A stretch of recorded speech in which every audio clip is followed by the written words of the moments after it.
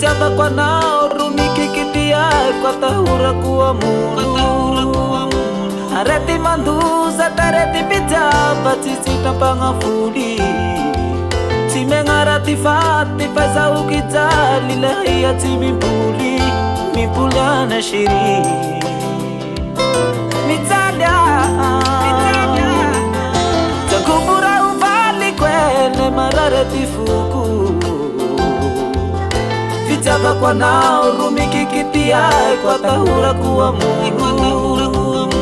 Areti manduza tareti pitava tisita pangafudi Timengarati fati paisa uitali lahia timipuli Mipulana shiri Mipulana shiri Mipulana malaki Patita kutasia kutai kwene Mipulana ne mami Mipulana malaki Patipa kupati mahavwa ketangi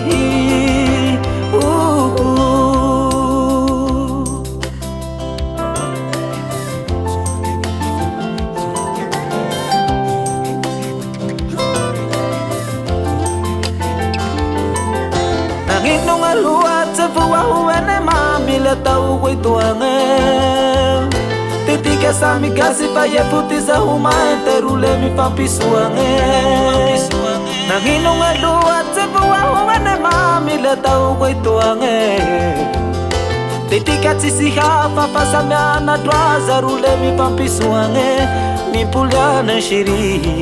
Mipulana shiri Mipulana malaki Patita kutasia kutai kwene Mipulana ne mami Mipulana malaki Patita kupati mahavwa katangi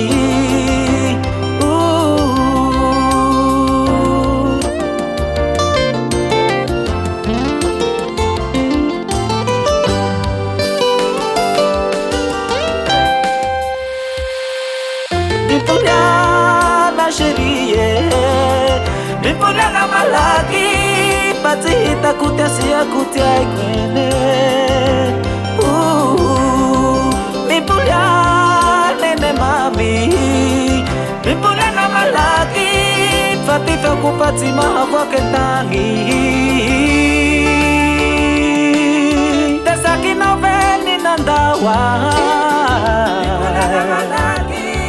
Mipulana pasati mapushiriku Ni adirara palasena Mipulana malaki Mipulana pasati na tia